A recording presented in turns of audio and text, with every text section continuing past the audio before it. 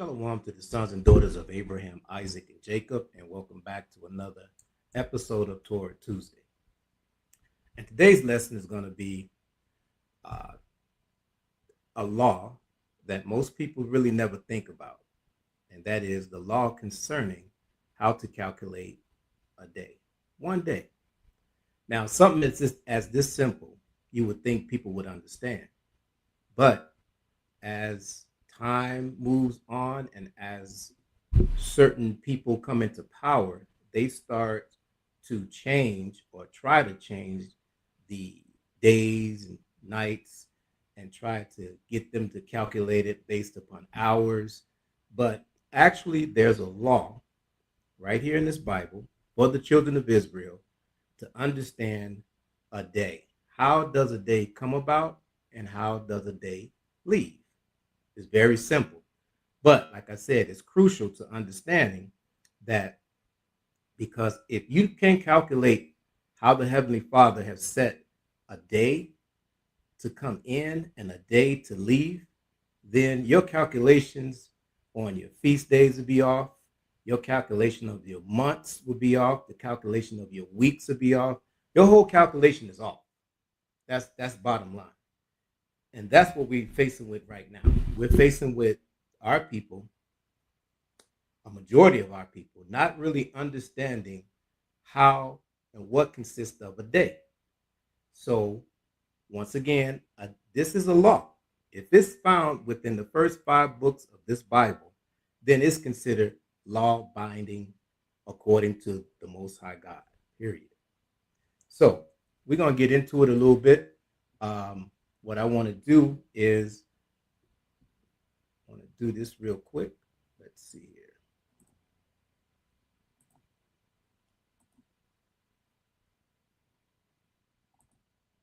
Okay, so we're going to go on the scriptures real quick. Like I said, they try to change it, and they have done it, because if you look at how society looks at what they consider a day, they are waiting for 12 o'clock midnight. That's when they consider a new day.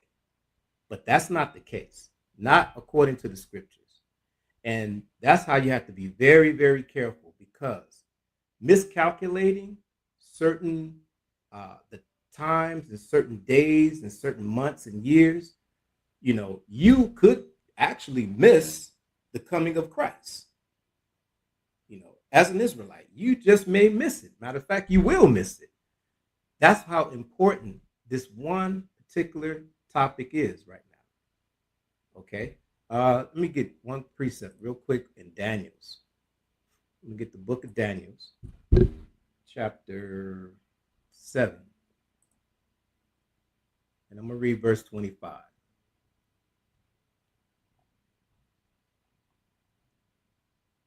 Daniel 7 and 25. And he shall speak great words against the Most High, and shall wear out the saints of the Most High, and think to change times and laws. See, that key word is, and think to change times and laws. So even though he has accomplished and gotten the world set on an hourly type of scheduling as far as a day is concerned, but here once again, the what does thus said the Lord and the law. So it says he thinks to change times and laws. He's trying to change the laws as well. That's why I say understanding what consists of a day is a law, period. Okay. And think to change times and laws, and they shall be given unto his hand until a time and times, and the dividing of times. See, he only has a certain length of time to fool the people.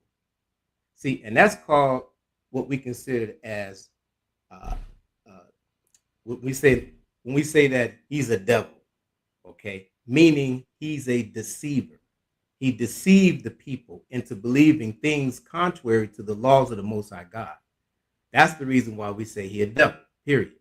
In some cases we would say, since you want to be labeled as white, which you're not white, you're red, Then it's when we call him a white devil, because of these very same tactics that he do to try to get the children of Israel to not comply to the laws of the Most High God.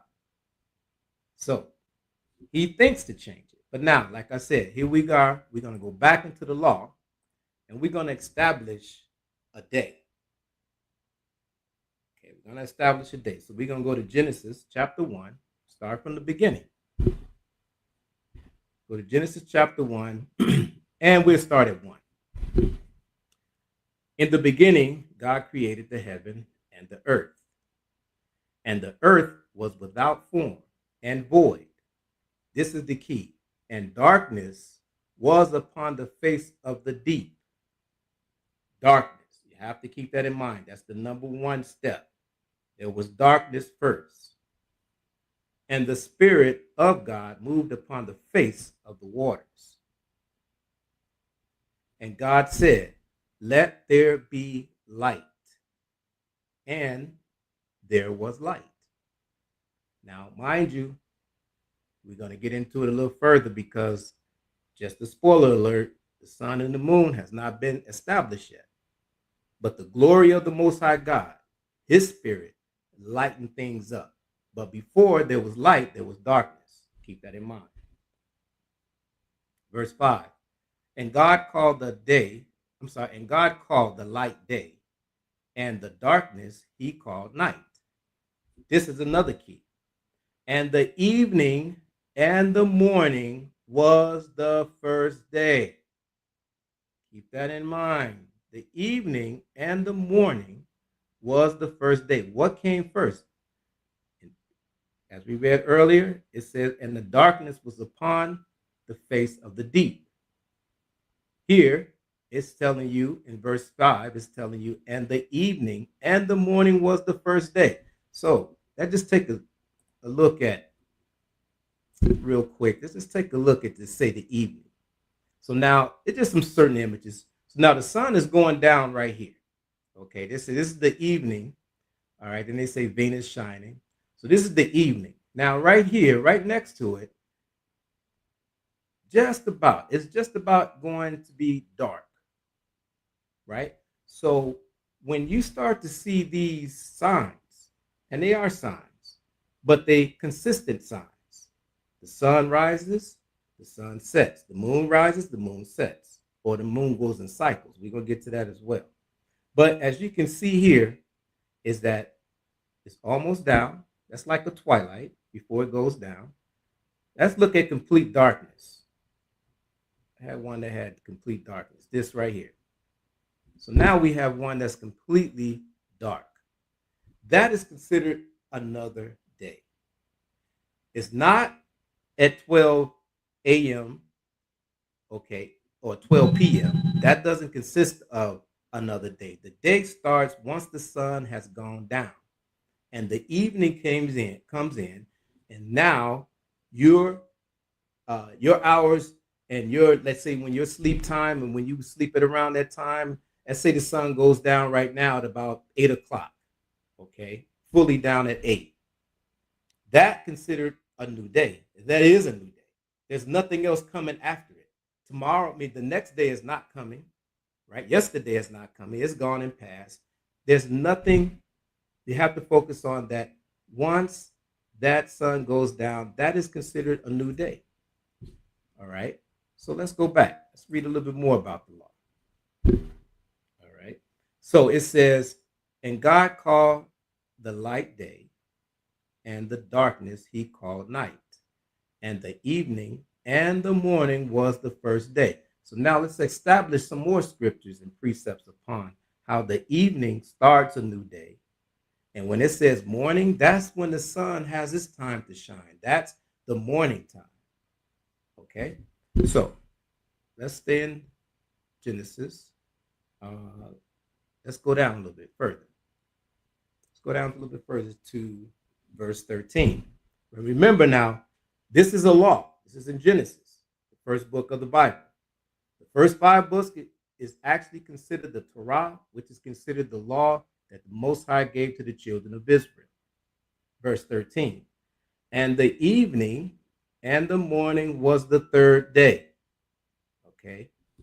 Now we're just dealing with how the Most High is calling the evening and the morning was the third day. Verse 14.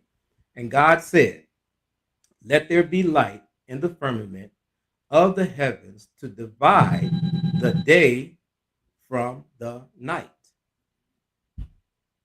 Okay. He said, I'm read it again. Verse 14. And God said, let there be light in the firmament of the heavens to divide the day from the night, and let them be for signs and for seasons and for days and for years. This is the process of having seasons as they continue to come in and earth starts to transition from one season to another season. But we have to keep in mind that we're actually dealing with days. In order to get to those seasons, we have to deal with days. In order to get to those weeks, we still have to deal with days. In order to get to those months, days. In order to get to those years, days have to be going forth first. That's why it's important to understand when a day comes in. All right. So, verse 15. And let them be for lights in the firmament of the heavens to give light upon the earth. And it was so. Verse 16. And God made two great lights. Now, this is the key.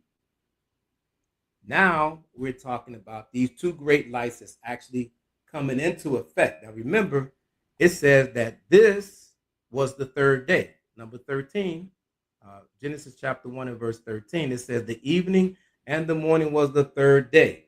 So here we are.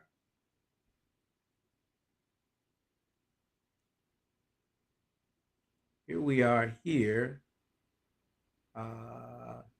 at verse 16, and it says, God made two great lights, the greater light to rule the day, and the lesser light to rule the night.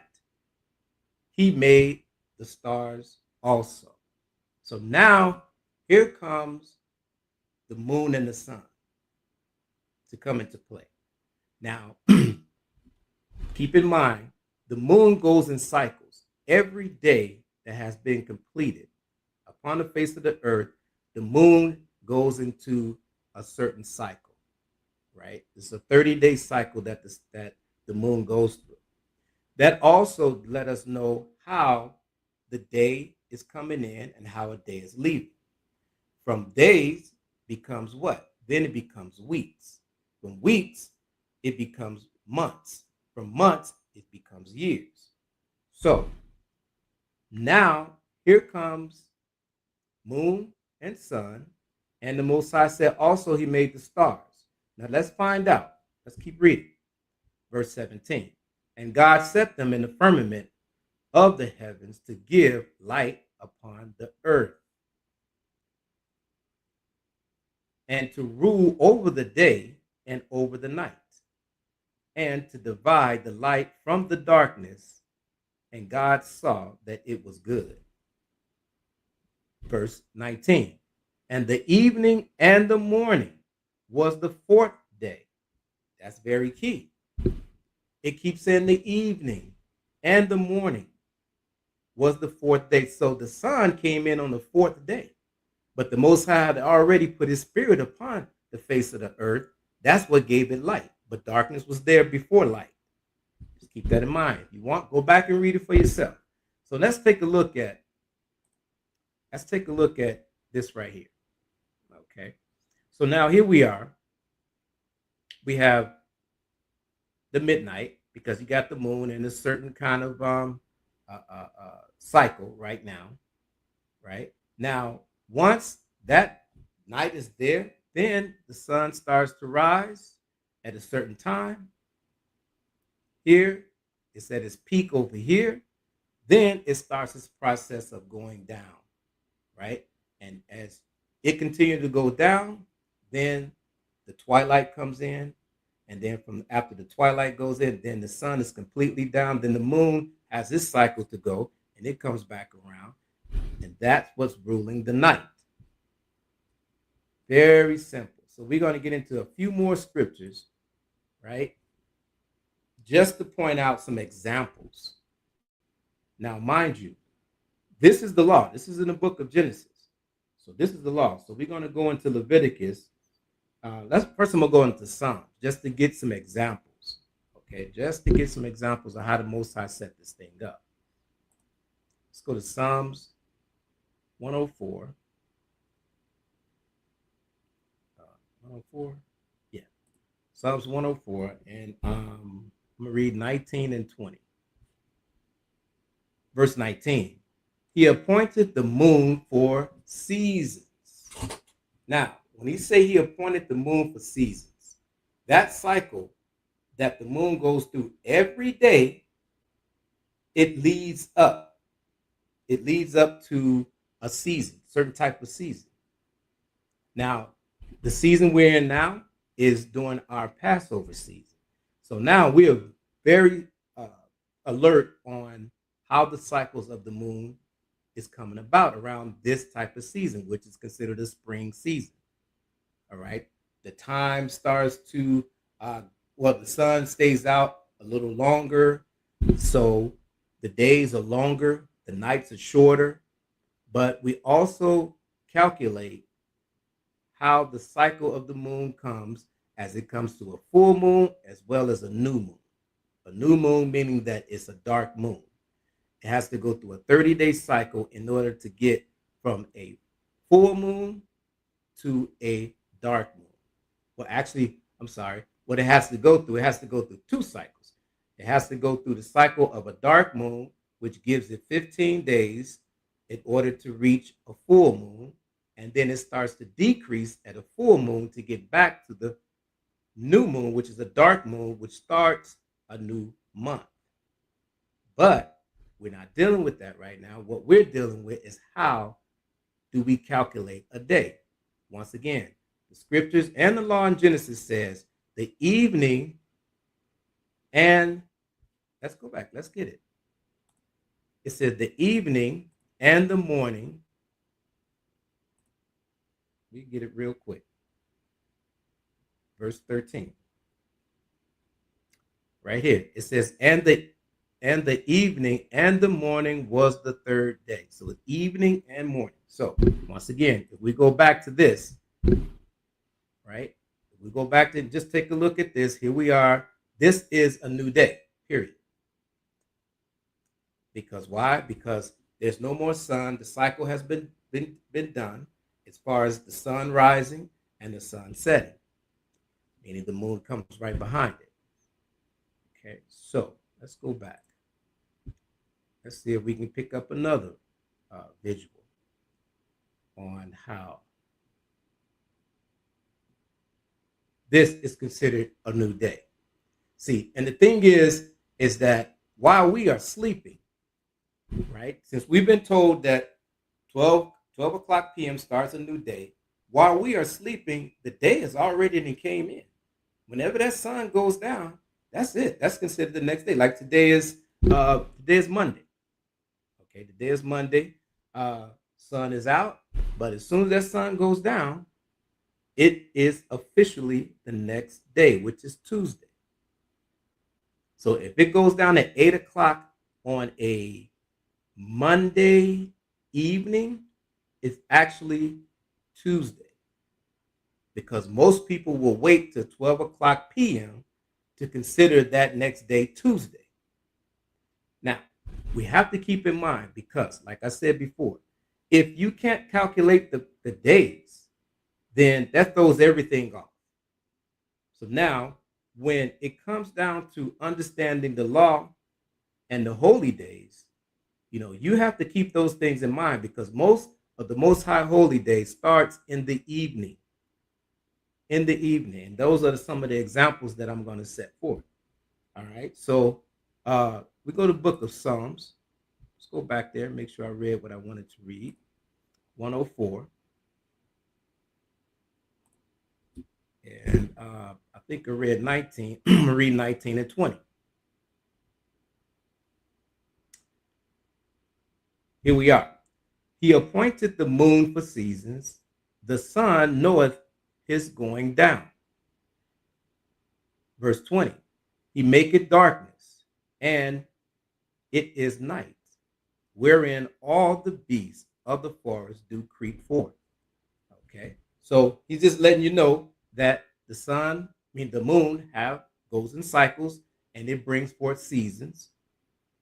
And he also in verse 20 he says he make it darkness. So the darkness is called the night. Real simple. Real simple. But the key thing is understanding that when the sun goes down on each and every day, that is considered a new day, period. Period.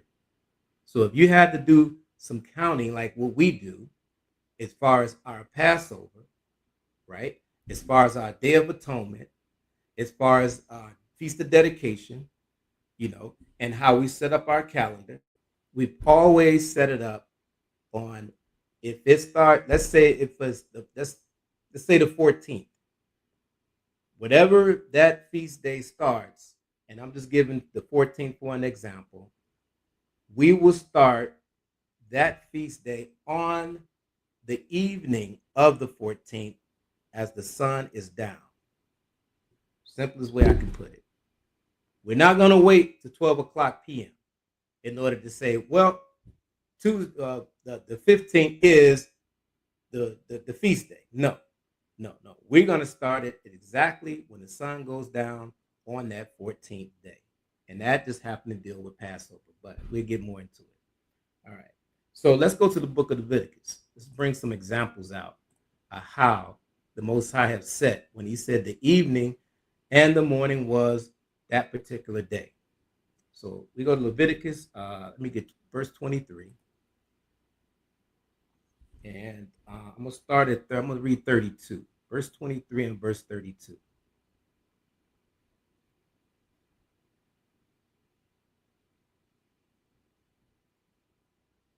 All right, let's see. This is what I want. Leviticus 23 and verse 32. Sorry. So right now here we're dealing with the Day of Atonement. Okay, so we're dealing with the Day of Atonement, and the Most High tells us, as I used the example before, about the 14th. So let's read this first, and then we'll get into it. Leviticus chapter 23 and verse 32. It shall be unto you a Sabbath of rest, and ye shall afflict your souls. In the 9th day of the month at even, from even to even, okay, from even to even, shall ye celebrate your Sabbath. So now dealing with Day of Atonement, right? So once that ninth, it said that 9th day, I'm just using this for an example because this is what it is. It says on that 9th day of the month at even, 9th day of the month at even. Listen, from evening unto evening shall ye celebrate your Sabbath. Very, very key. Because once we start that evening of that particular, let's say just use it for an example, that 9th day, right? So now that whole 9th day, we're going to go through, the sun is going to come up. It's still it's what is considered as the 10th day, because we at the 9th, it ended on the 9th. So now at night, on the 9th day, that is the 10th day. That whole day, the sun is going to rise. The sun is going to go through its cycles according to the evenings. According to the mornings, the afternoons, and then start to set during the time of the evening. That is still considered that 10th day. The 10th day ends once that sun goes down. That's the reason why he says from evening until evening, then it said, ye shall celebrate your Sabbath.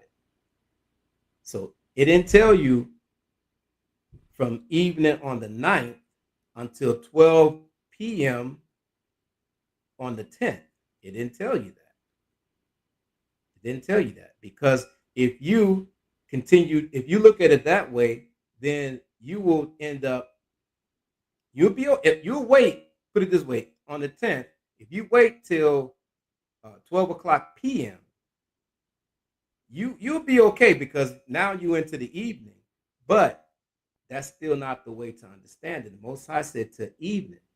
So let's do it the way he says it.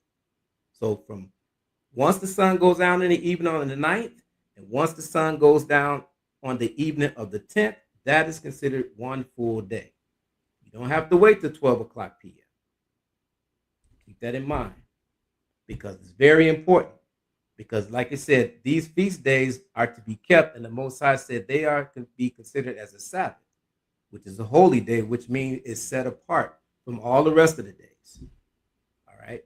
So I'm going to read that again, and then I'm going to move on. It says, verse 32, it shall be unto you a Sabbath of rest. Ye shall afflict your souls in the 9th day of the month at even, from evening unto evening, ye shall celebrate your Sabbath. Okay, stay in Leviticus.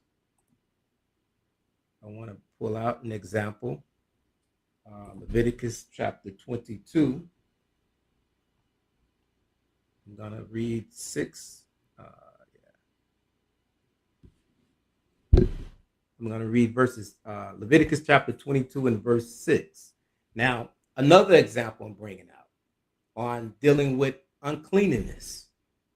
Okay, if put it the way, there's a law where if you happen to come across some uncleanness, whether it be, let's say sex, let's say if you touch a dead body, okay, those are laws which the Most High would say that you're unclean. All right, so this is an example on how from evening to evening, how in one day session, one is unclean, but once that evening comes in past that time, then that person is considered back clean. I'll give you an example. The soul which hath touched any such shall be unclean. Okay, start over again. The soul which hath touched any such shall be unclean until the evening, and shall not eat of the holy thing, unless he wash his flesh with water. All right, check this out. He must wash his flesh with water if he touch any unclean thing. Verse 7. And when the sun is down, he shall be clean, and shall afterwards eat the holy thing, because it is his food. So now it tells you right there, when the sun is down. It didn't say at 12 o'clock midnight. It said when the sun is down. Then he goes and he washes flesh, and now he's able to partake in the holy thing, whatever it may be. In this case, it could be a sacrifice. It could be dealing with the Passover, in situations like that. But the key thing is that once that sun is down, like the scripture said, and he washes his flesh, he will be able to partake into the holy feast. Okay, just want to make that a good example. All right, let's go into Judges. I'll make another example. Let's go into Judges real quick.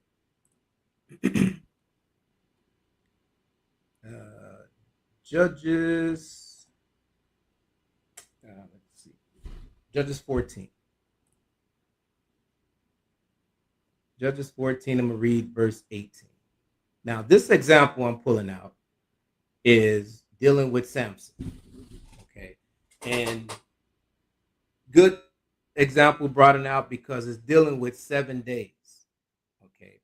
But the thing is not to concentrate on the 7 days that Samson gave these heathens to figure out his riddle, but to concentrate on how they considered like one day, how a day comes in and how a day leaves. Verse 18. Judges chapter 14 and verse 18. Yes, verse 18. And the men of the city said unto him, on the seventh day before the sun went down. Understand that. On the seventh day before the sun went down. Now, just briefly, Samson had gave a riddle out to these heathens, and he gave them 7 days to figure it out. So he's giving an example on just the 7th day before the sun went down, because once that sun goes down on that 7th day, guess what? That's it. It's considered a new day. And the new day, if you look at it, it will be the 8th day once the sun go down on that 7th day. Okay, I'm going to read it again. And the men of the city said unto him, on the 7th day before the sun went down, what is sweeter than honey, and what is stronger than a lion? And he said unto them, if ye have not plowed with my heifer, ye have not found out my riddle. So now this is, like I said, I'm jumping ahead, but this is the riddle, the answer to the riddle that he gave them. Now, in here, he said, if you have not plowed my heifer, because the whole thing was Samson's wife. The men of the city had threatened his wife to kill his wife and his family, and they wanted her to go and find out the answers to this riddle. So now that Samson gave her the answer to the riddle, she took it back to the other men of the city, and they found out the riddle. But the key point in this, what I'm trying to bring out, and the point I'm trying to make, is they had a certain set time. It was 7 days, and time was running out all the way until the 7th day. But the key in this, it says, the men said unto him, the 7th day, here is the key, before the sun went down. That's the key. And that's the example I wanted to bring out. Okay. So let's go into the book of John real quick. Go to the book of John, chapter 11.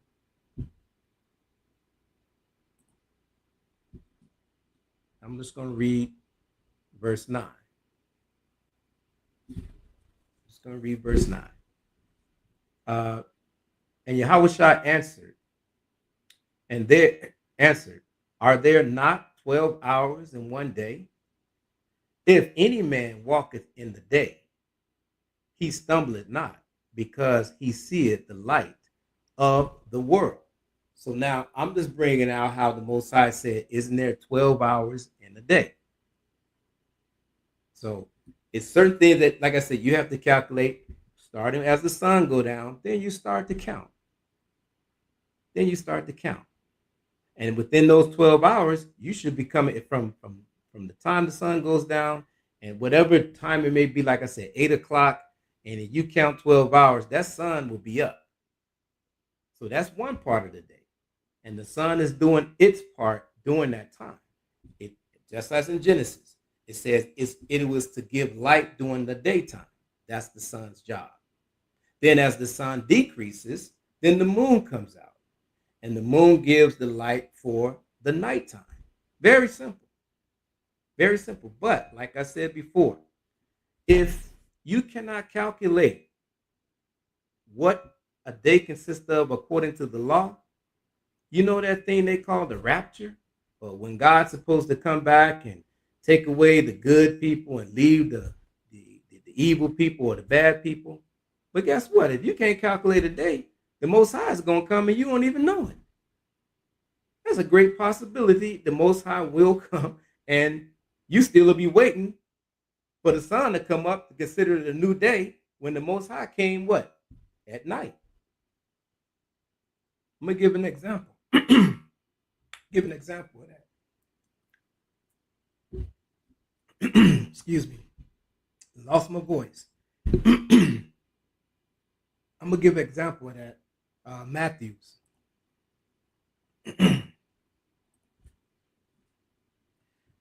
Matthews chapter 25. I'm going to start at 1. Excuse me.